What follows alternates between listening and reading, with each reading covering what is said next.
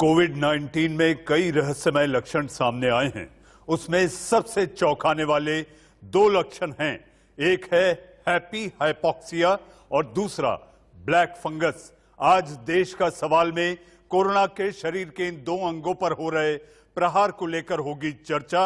हमारे साथ देश के बड़े डॉक्टर जुड़ेंगे, तो मैं आपसे आग्रह करता हूं कि आने वाले 40 मिनटों तक आप लगातार देश का सवाल के कार्यक्रम को देखें और जानें कि आखिर हैप्पी हाइपोक्सिया और ब्लैक फंगस से कैसे दो दो हाथ करना है।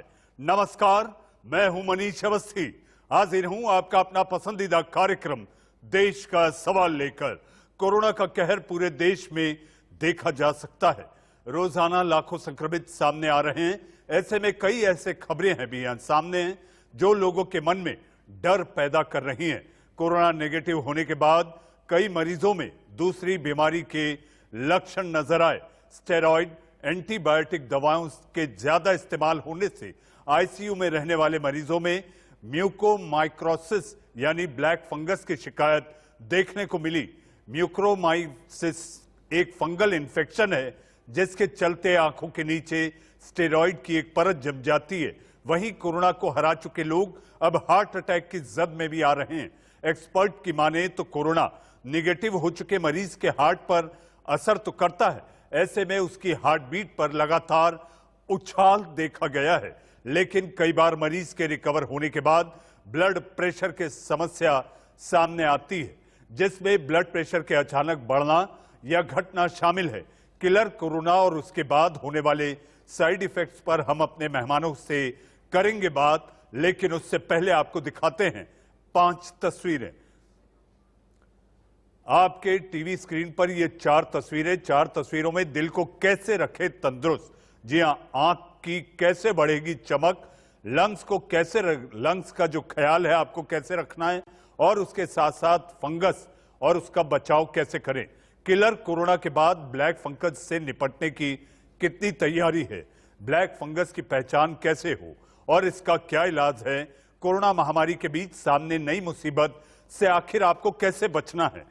देश के किन राज्यों में फैल रहा है ब्लैक फंगस से निपटने की सरकारों की तैयारी क्या है, यह हम जानेंगे आपके पसंदीदा कार्यक्रम देश का सवाल में, जिस पर अपनी राय और सलाह देने के लिए हमारे साथ होंगे देश के जाने माने डॉक्टर। हमारे साथ आज इन दोनों मसलों पर चर्चा करने के लिए और आपके लिए, आपको तंदुरुस्त रखने, आपको स्वस्थ रखने, स्वस्थ भारत के निर्माण में कोरोना को हराने के लिए हमारे साथ देश के जाने माने डॉक्टर जुड़े हैं। डॉक्टर में हमारे साथ डॉक्टर विवेक गुप्ता, आप एचओडी कार्डियोलॉजिस्ट, अपोलो अस्पताल। हमारे साथ डॉक्टर हर्षवर्धन पुरी, आप थोरैसिक सर्जन है, मेदांता अस्पताल। और हमारे साथ doctor Sunil Khaturia, HOD ENT, Batra अस्पताल। जी आप तीनों हमारे साथ हैं, आपका स्वागत है। सबसे पहले डॉक्टर विवेक गुप्ता। डॉक्टर विवेक गुप्ता, जी हां, दिल को लेकर युवा पीढ़ी ज्यादा खासी परेशान दिखाई दे रही है और युवा पीढ़ी पर यह ज्यादा अटैक कर रहा है। हैप्पी हाइपोक्सिया, इसके लक्षण क्या होते हैं डॉक्टर विवेक गुप्ता, और इससे कैसे बचना होगा।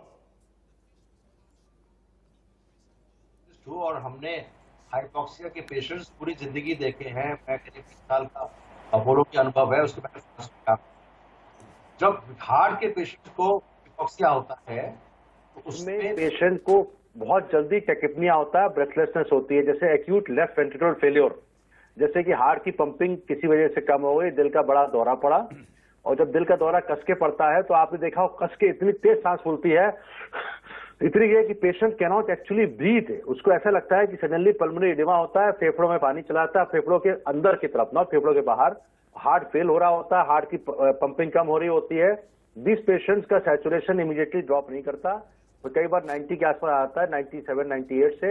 And these patients will have severe breathlessness to that extent that they say कि I am going to die. Suddenly हमको, जैसे कई पेशेंट हमने बचाए हैं इस तरह के, अपोलो हॉस्पिटल में भी और फ्रांस में जब मैं काम करता था, उन पेशेंट को इमीडिएटली कुछ नाइट्रोग्लिसरीन टाइप की दवा देते हैं जो वेजोडायलेटर्स होती हैं, ब्लड प्रेशर को कम करते हैं, क्योंकि ब्लड प्रेशर काफी बड़ा होता है शुरुआत में, और साथ साथ हम बाईपैप या ventilator, immediately artificial ventilator which is a life saving, इसको कहते हैं normal hypoxia which is happening in acute phase, immediately actually होता है। अब जो हैप्पी हाइपोक्सिया वर्ड आया कोविड से, जब किसी को हाइपोक्सिया होता है, जब हार्ट के पेशेंट में हाइपोक्सिया की 80 सैचुरेशन चल रहा होता है या 89 या 80 90, तो वी आर वेरी कॉशियस कि यार ये पेशेंट तो बहुत सही नहीं है, I want to bring it to 95 94। हम आर्टिफिशियल ब्लड गैस एनालिसिस करते हैं, उसमें PO2 देखते हैं जो उसको कम से कम 80 के ऊपर होना चाहिए। कोविड में क्या होता है, it is a very slow process of hypoxia, it is not acute. तो जब स्लो प्रोसेस होता है हाइपोक्सिया में, तो बॉडी के जो अंग है उसको, पेशेंट को टेकिपनिया उतना ज्यादा नहीं होता। टेकिपनिया मतलब रेट ऑफ ब्रीथिंग, या सांस जो फूलना होता है ना, उतना ज्यादा नहीं होता है शुरुआत में, इसीलिए इसको हैप्पी हाइपोक्सिया कहा गया। इसलिए एक दिक्कत है, इसीलिए ऑक्सीमीटर का चलन हुआ कि don't wait for happy hypoxia, आपको पता ही लगेगा जब सैचुरेशन कम हो गया हो। तो ऐसी कंडीशन में जब हम लोग देखते हैं, कई बार 95 से 94 आया, 93 आया, 92 आया, patient is feeling no uncomfortable. जबकि हार्ट के पेशेंट में अगर 92 आ गया है, that mean he seriously sick and इसको इमीडिएट अटेंशन की जरूरत पड़ती है। तो ये तो हुआ हैप्पी हाइपोक्सिया के बाद। मतलब हाइपोक्सिया के बाद भी पेशेंट इज हैप्पी, हैप्पी मतलब इज नॉर्मल। हैप्पी मतलब ऐसा नहीं कि ओवर खुश हो रहा है कि वो तो कोरोना हो रखा है, उसको तो टेंशन में रहेगा। हैप्पी मतलब he is not feeling so much of breathlessness. लेकिन जब ये हाइपोक्सिया और कम हो जाता है, तो जरा एक्टिविटी के बाद दे विल स्टार्ट फीलिंग टेकिपनी। तो शुरुआत में तो हैप्पी होता, बाद में इतना हैप्पी नहीं होता। बात आई हार्ट अटैक की। मैं अभी खबर है 10 मिनट पहले की, हमारे एक चार्टर्ड अकाउंटेंट हैं, उनकी वाइफ कोरोना से ग्रसित थी, कोरोना नेगेटिव हो गई, नॉन कोविड में आ गए, suddenly she had a heart attack and she died just with in 15 minutes back. Why it is happening? होता क्या है, जैसे कि आपके एक सीनियर एंकर भी ऐसे हुए हैं, और इस एंकर तो इसलिए क्योंकि वो मशहूर थे इसलिए पॉपुलर हुआ ये बात। होता क्या है कि जो पेशेंट्स को अगर 50% ब्लॉकेज है या 40% ब्लॉकेज है, नस की बात कर रहा हूं, कॉर्नरी आर्टरी जिसको कॉर्नरी धमनियां कहते हैं, जिसको एंजियोग्राफी से ही पता लग पाता है, इस पेशेंट का TMT भी नॉर्मल रहता है, ECG भी नॉर्मल रहता है, इको भी नॉर्मल रहता है। कई बार पेशेंट कहता है हेल्दी हार्ट चेकअप हमारे होता है अपोलो हॉस्पिटल में, हमने हार्ट चेकअप किया, TMT नॉर्मल। तो हमसे पेशेंट पूछता है am I completely all right?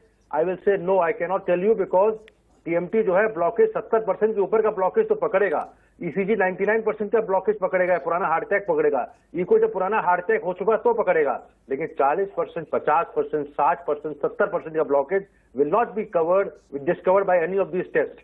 अब ये पेशेंट हैं, आजकल यंग लोगों में हार्ट की बीमारी बढ़ी हुई है। अब क्या है, 50% का ब्लॉकेज पड़ा हुआ है। कोरोना का जो वायरस है कोविड-19, जो कि whatever it is China made or whatever, I don't know, it is actually warfare. By personally I'm very much disturbed by this, whatever। ये कोरोना वायरस क्या है, थ्रोम्बोजेनिक है। थ्रोम्बोजेनिक मतलब ये थ्रोम्बस बनाने की एक डी डायमर होता है टेस्ट, उसको हम चेक करते हैं, बड़ा हुआ होता है। लेकिन कई बार नॉर्मल डी डायमर में भी this causes this has the potential to cause clot in the body. अब क्लॉट कहाँ जम सकते हैं, जहां देखिए आर्टरी जो धमनी होती है हार्ट की, वो केवल 3 मिलीमीटर चौड़ी होती है। मैं रिपीट कर रहा हूं, 3 मिलीमीटर उसकी जो बोर होता है। और उसके अंदर अगर 50% ब्लॉक हो गया तो समझिए 1.5 मिलीमीटर का बोर रह गया। वहां पे थ्रोम्बोजेनिक वायरस आया, उसने क्लॉट बनाया और दिल का दौरा पड़ गया, और suddenly patient dies because Covid ward में है, ठीक हो रहा है, उतना अटेंशन भी नहीं मिल पाया, सडनली उसको डिफिब्रिलेट हुआ and he goes into cardiac arrest and the patient will die.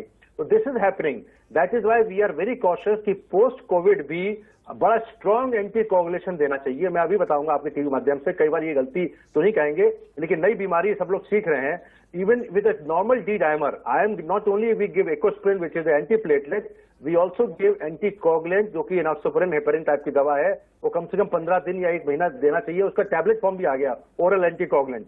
तो मैं कहना चाहूंगा इसलिए ये दिक्कत कर रहा है कि corona is not that well studied now.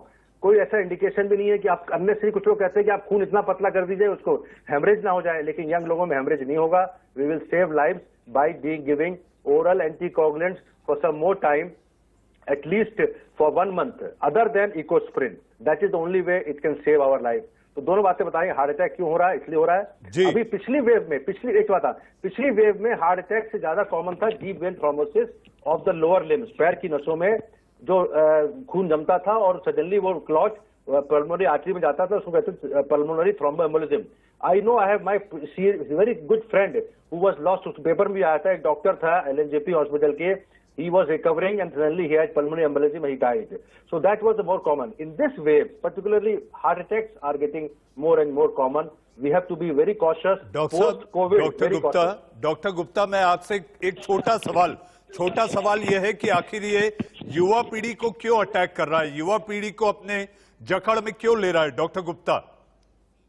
है कि जो कोविड का दूसरा वेरिएंट है, पहले तो आपका जो यूके वेरिएंट था और दूसरा अभी WHO ने कह दिया वेरिएंट ऑफ इंडियन ओरिजिन।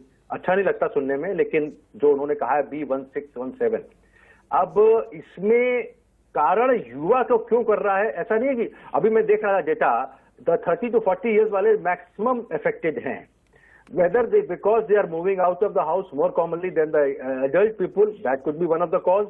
क्योंकि वायरस को ऐसा लक्षण नहीं है कि आप ये कहो जीनोमिक एनालिसिस से या किसी और से ये नहीं पता लग सकता कि वायरस केवल यंग को करेगा। यंग तो कम करना चाहिए because they have higher immunity level, but in the first wave it was more of the older people. In this age ये अटैक तो कर ही रहा है because they are moving out. इस बार कॉशियस है, I think elderly people are not going out completely, they are inside the house, that is why they are surviving. Young जो बाहर जा रहे हैं उनको हो रहा है और वो इतना घातक है कि they are dying because of either pulmonary cause, lung बिल्कुल फाइब्रोस हो जाता है या हार्ट अटैक हो जाता है। जी डॉक्टर गुप्ता आपके पास आऊंगा। हमारे साथ डॉक्टर कथुरिया और डॉक्टर पुरी भी है। डॉक्टर पुरी, मेरा सवाल आपसे यह है, साइलेंट हाइपोक्सिया और हैप्पी हाइपोक्सिया, ये दो चीजें आ रही है। साइलेंट हाइपोक्सिया क्या होता है, हम ये जानना चाहेंगे डॉक्टर पुरी। देखिए, हाइपोक्सिया होता है आपकी सैचुरेशन जो एक एवरेज लेवल से नीचे आ जाती है। सो इसके कुछ साइंस होते हैं, पेशेंट को ब्रेथलेसनेस होती है, उसको सांस लेने में काफी तकलीफ होती है जब ऐसा होता है।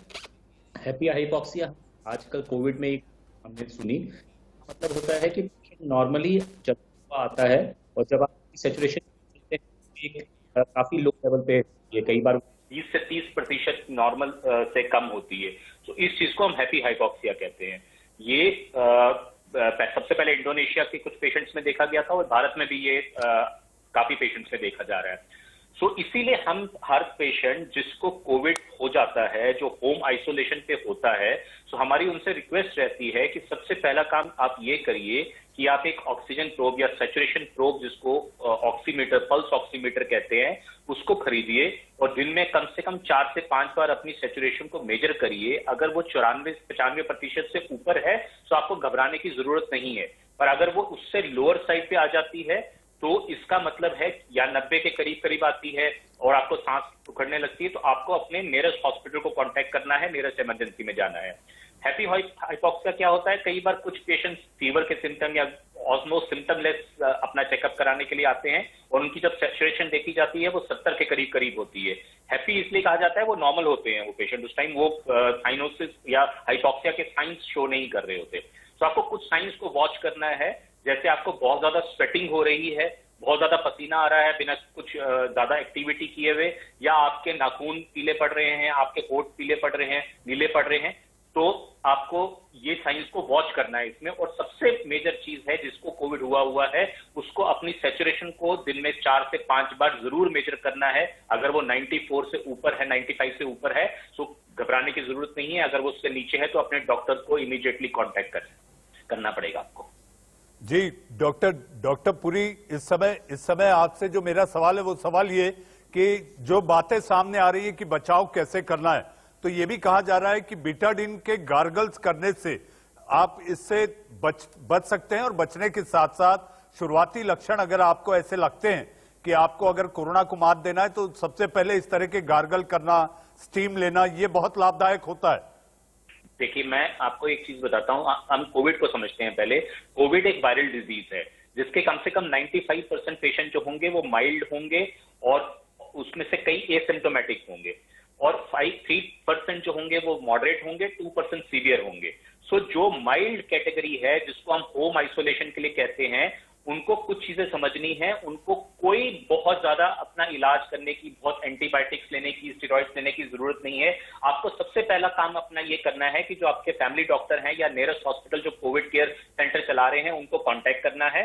वो आपको बताएंगे कि आपको दिन में, अब आप समझिए आप वो कुछ लक्षण हुए, जैसे डायरिया हुआ, बुखार आया, खांसी हुई, अपर रेस्पिरेटरी ट्रैक्ट सिम्टम्स हुए, तो आप इसको सबसे पहले कोविड समझिए। आप इसको ये मत समझिए कि ये कुछ और है, इस समय पे ये सिर्फ कोविड ही है। सो आप अपने डॉक्टर को कांटेक्ट करिए, वो आपको 4 या 5 चीजें बताएंगे जो मैं आपके चैनल के माध्यम से बताना चाहूंगा। सबसे पहले पेशेंट को आइसोलेट करिए, आइसोलेट करके उनके मॉनिटर करिए टेम्परेचर को दिन में 4 बार और सैचुरेशन को दिन में 4 बार। तीसरी चीज, उनको दिन में 3 से 4 बार गार्गल्स करने हैं, जो कि सिंपल सलाइन गार्गल्स भी हो सकते हैं, जरूरी नहीं है कि वो बीटाडीन गार्गल्स हो। अपने गुनगुने पानी में 1 चम्मच नमक डालिए और उससे गार्गल्स करिए। चौथी चीज, दिन में 3 से 4 बार स्टीम लीजिए। डीप ब्रीदिंग एक्सरसाइजेस करिए, लंबा सांस खींचिए और 25 से 30 सेकंड तक अपना सांस रोकने की कोशिश करिए। ये हर घंटे में 2 बार करिए तो आप 12 घंटे में 24 बार कर सकते हैं। अपने आप को एक्टिव रखिए, बहुत ज्यादा बिस्तर पे लेटने की जरूरत नहीं है। ये भी नहीं मैं कहूंगा कि कोई स्ट्रेनस एक्टिविटी करिए, हैवी एक्सरसाइजेस करिए, लेकिन अपने आप को बिस्तर पे भी कन्फाइन मत करिए। अपने हाइड्रेशन को मेंटेन करिए, हाई प्रोटीन डाइट लीजिए, लो कार्बोहाइड्रेट डाइट लीजिए। ये सब चीजें आपको होम आइसोलेशन में करनी है।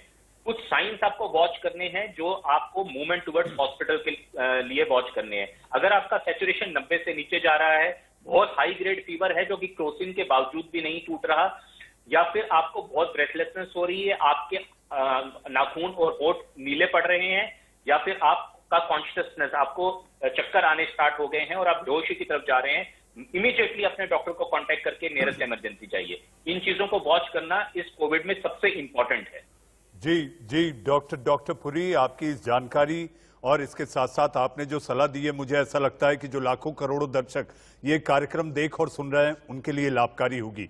हमारे साथ डॉक्टर सुनील कथुरिया हैं। डॉक्टर कथुरिया, मैं आपके पास आऊंगा, मेरे लिए मजबूरी एक छोटे से ब्रेक की, और चर्चा करूंगा कि आखिर ब्लैक फंगस को कैसे निपटा जाए, उससे कैसे बचा जाए, क्या लक्षण होते हैं और ब्लैक फंगस से बचने के लिए आपको क्या क्या करना चाहिए।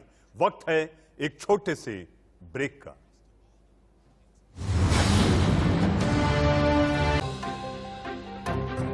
कोरोना से सबसे ज्यादा प्रभावित 6 राज्यों के साथ केंद्रीय मंत्री डॉक्टर हर्षवर्धन की बैठक। कहा, केस घटने के बाद भी महाराष्ट्र में हालात खराब। राजस्थान में बढ़ रही हैं मौतें, कर्नाटक और केरल बढ़ा रहे हैं टेंशन।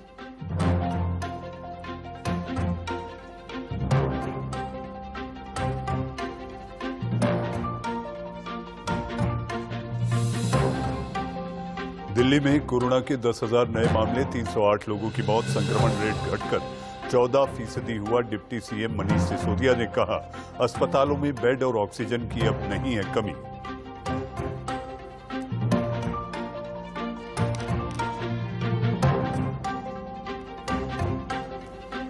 महाराष्ट्र में 1 जून तक बढ़ा लॉकडाउन। कोरोना पर उद्धव सरकार का बड़ा फैसला। राज्य में एंट्री के लिए कोविड रिपोर्ट नेगेटिव होना जरूरी। बिहार में 25 मई तक बढ़ा कोरोना कर्फ्यू।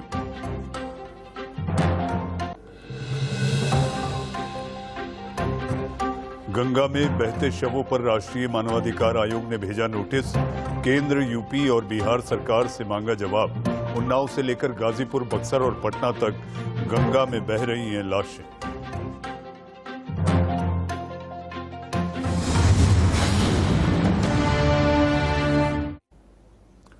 ब्रेक के बाद आपका फिर एक बार स्वागत है और हमारे साथ डॉक्टर सुनील कथुरिया। आपने डॉक्टर विवेक गुप्ता और हर्षवर्धन पुरी को सुना। आइए अब हम आपकी बात कराते हैं डॉक्टर सुनील कथुरिया से, जो कि ईएनटी एक्सपर्ट हैं। डॉक्टर कथुरिया, मेरा पहला सवाल आपसे है, ब्लैक फंगस तेजी से फैलता है और इसके साथ साथ रोशनी भी चली जाती है। डॉक्टर कथुरिया, ब्लैक फंगस एक फंगल इन्फेक्शन होता है जिसका एक्चुअली करेक्ट नेम है म्यूकरमाइकोसिस।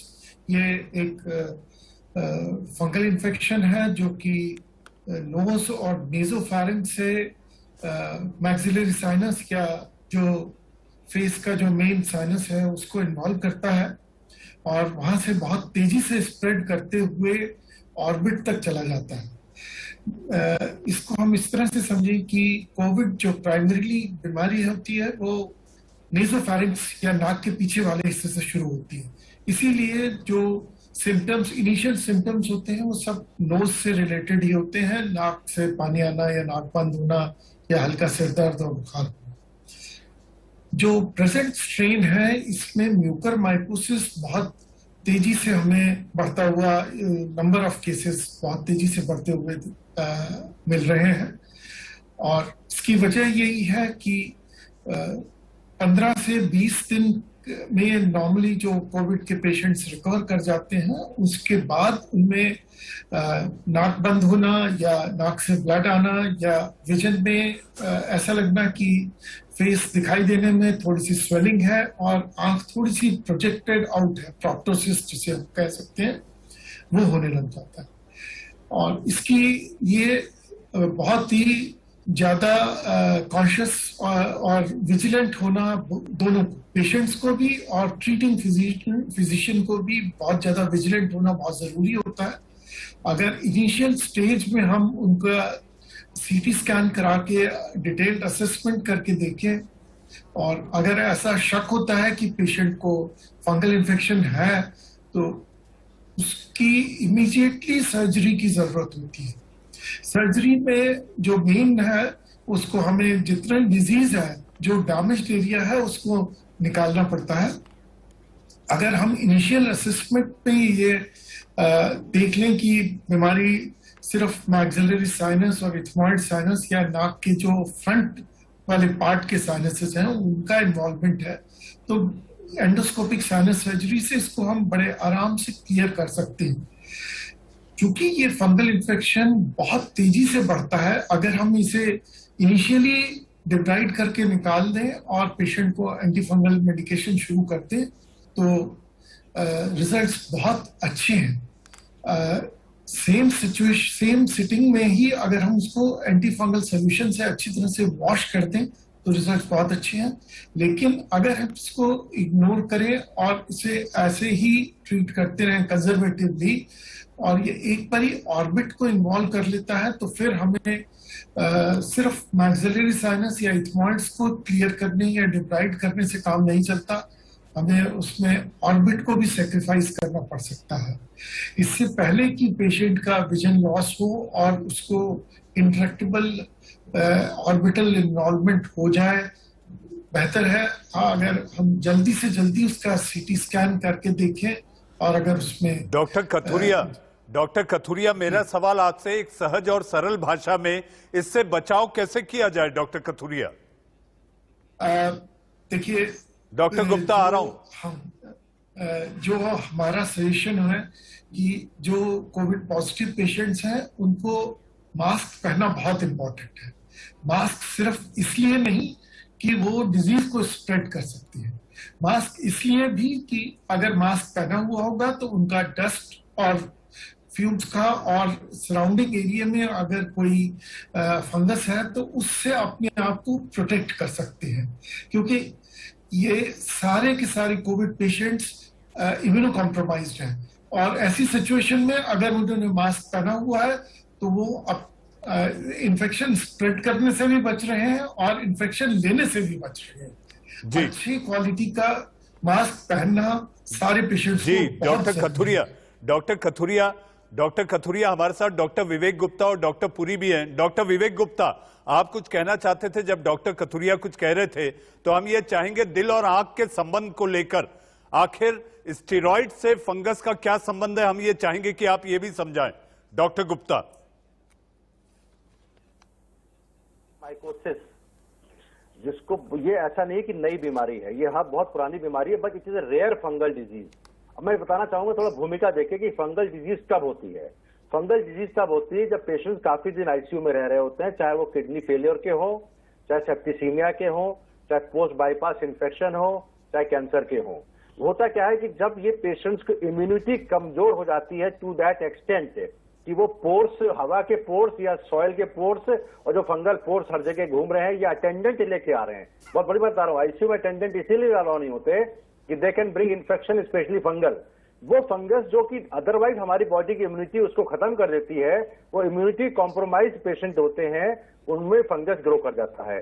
अब कोविड के पेशेंट में क्या हुआ? कोविड के पेशेंट में म्यूकोरमाइकोसिस, जो ये ब्लैक फंगस है, ब्लैक फंगस इसलिए कहते हैं कि ये नाक में और अंदर मुंह के अंदर ब्लैक कलर का फंगस ग्रो करता है, इसलिए इसका नाम ब्लैक फंगस करा गया। It is extremely rare fungus, but हमारे यहाँ कोविड पेशेंट्स में एक जान बचाने की दवा होती है steroids. Steroid is a life saving medicine, specially intravenous steroid, क्योंकि कोविड की एक क्षमता होती है साइटोकाइन स्टॉर्म करना, बॉडी की हाइपर इम्यूनिटी होती है जिसकी वजह से खुद अपने लंग को क्षति करता है। उसको रोकने के लिए इंट्रावीनस स्टेरॉइड का यूज किया गया और अमेरिका में स्टडी हुई कि it is a life saving.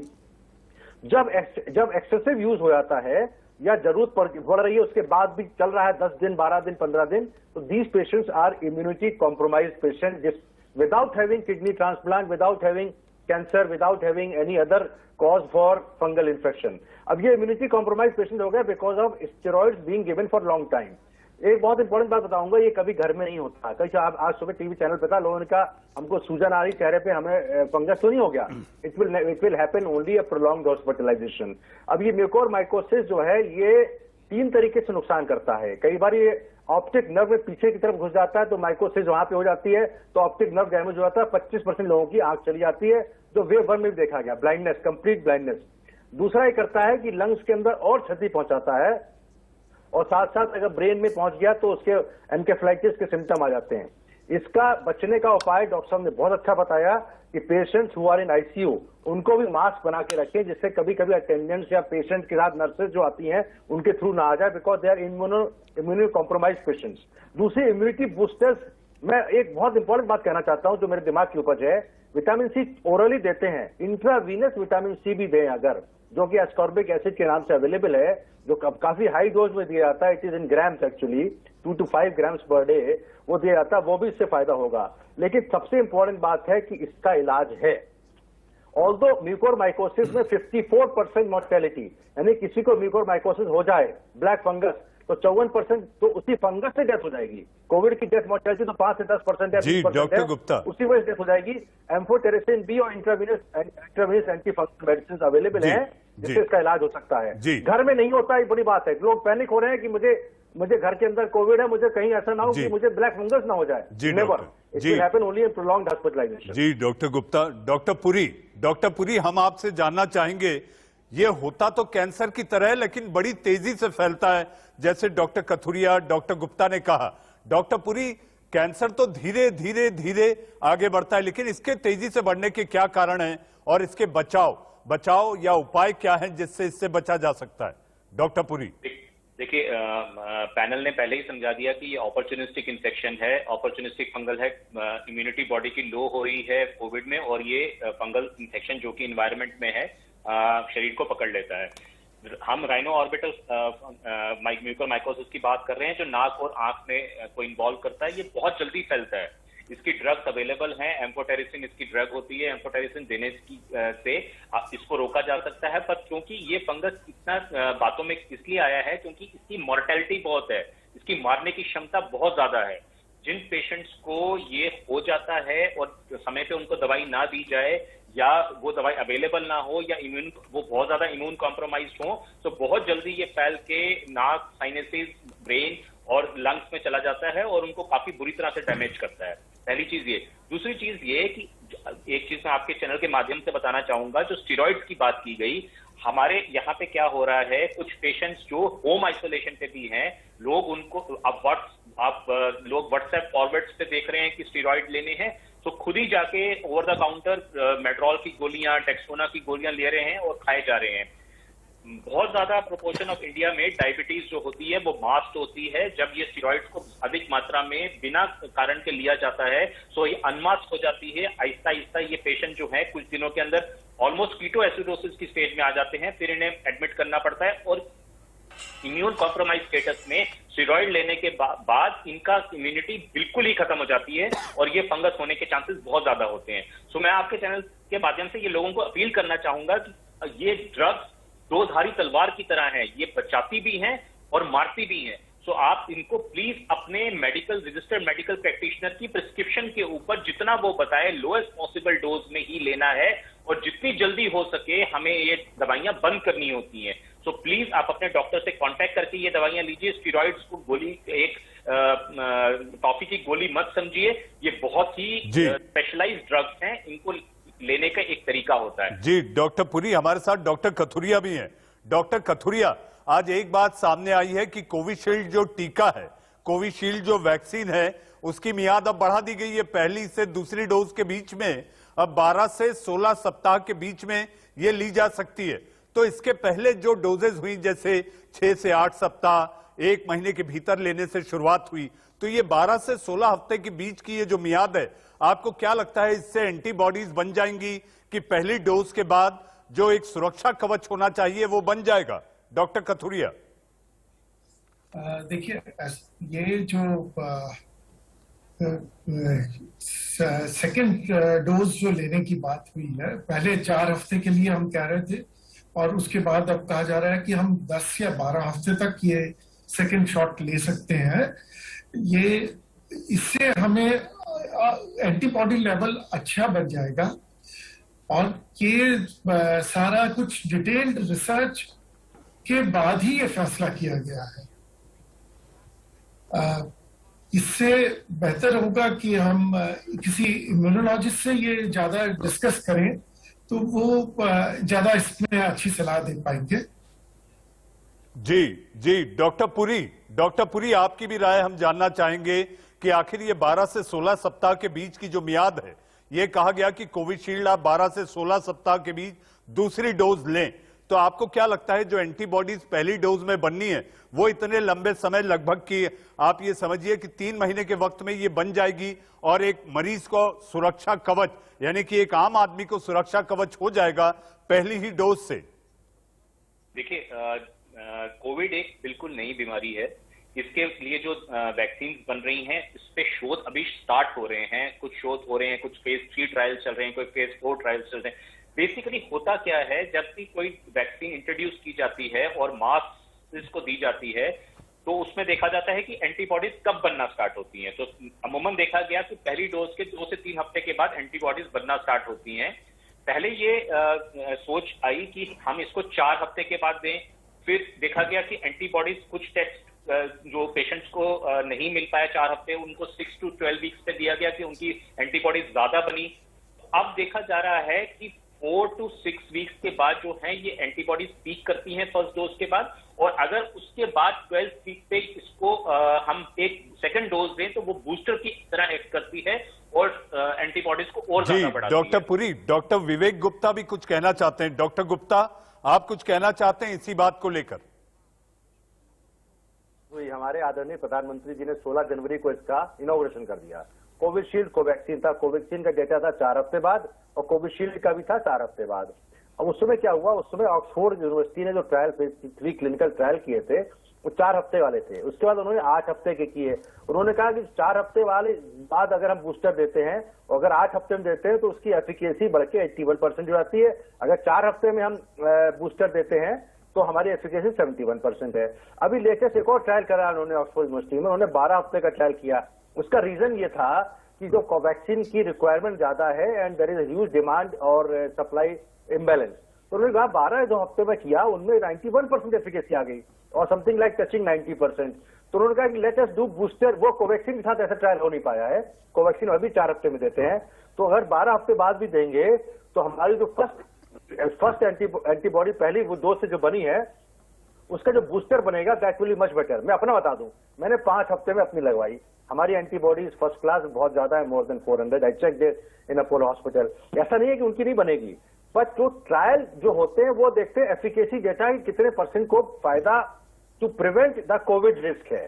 तो अभी लेटेस्ट ट्रायल उन्होंने 12 हफ्ते कह दिया तो हमको सूट कर गया, हमारी सरकार को इसलिए सूट कर गया कि हम जितना डिले कर देंगे सेकंड डोज तो हम फर्स्ट डोज बच्चों को या एडल्ट को या 18 साल के ऊपर वालों को हम लगा पाएंगे। तो जी, डॉक्टर गुप्ता, डेटा कि चलो okay let us do 12 weeks for the second dose so that we will be able to immunate first dose. जी, डॉक्टर विवेक गुप्ता, डॉक्टर हर्षवर्धन पुरी और डॉक्टर कथुरिया, आप देश के सवाल के कार्यक्रम में आए और शरीर के 2 अंग, शरीर के 2 खास अंग, एक दिल और दूसरा आंख को लेकर जो लक्षण पाए जा रहे हैं उससे कैसे आपको बचाना है, खुद को बचाना है, अपने आसपास के लोगों को बचाना है, आपने सलाह दी और दर्शकों का ज्ञान बढ़ाया।